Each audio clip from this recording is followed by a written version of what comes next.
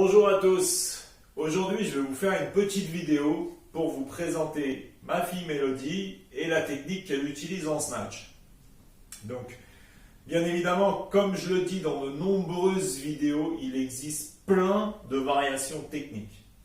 Aujourd'hui, je vais vous parler uniquement de la technique qu'elle utilise, mais qui peut être utile pour beaucoup d'entre vous, notamment sur les fondamentaux. Bien évidemment, en fonction de la charge qu'elle va utiliser, la technique est totalement différente. Donc là, on va vous présenter une technique qu'elle utilise sur des charges plus ou moins légères ou moyennes, qu'elle maîtrise tout à fait bien. Donc, vas-y, montre-nous de face ton mouvement. Voilà.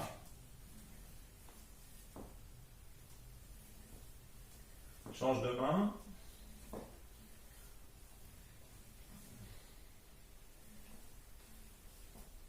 Ok, maintenant mets-toi de profil face à moi.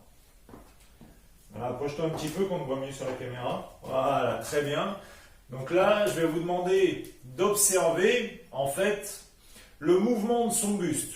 Vous allez vous rendre compte en fait que au moment où elle monte, elle déporte beaucoup son buste vers l'arrière et au moment où elle redescend la kettlebell, pareil. Donc elle joue énormément avec son buste et tout ça en fait, ça se passe au niveau du bassin.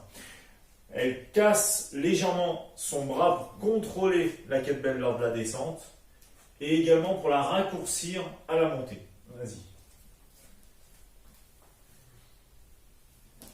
Regardez comment son buste va sur l'arrière lorsqu'elle descend. Change de main. Constatez également qu'elle utilise la pointe de pied pour monter et pour descendre, ce qui lui donne une amplitude supplémentaire pour jouer au contrepoids avec la charge. C'est bon, tu peux poser. Donc voilà, c'était la technique qu'elle utilise de manière générale pour des charges légères ou moyennes.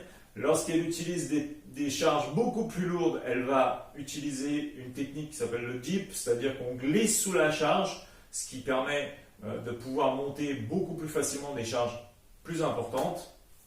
Néanmoins, ce type de technique, il faut retenir les fondamentaux, c'est-à-dire jouer avec la charge, bien faire le contrepoids avec la charge.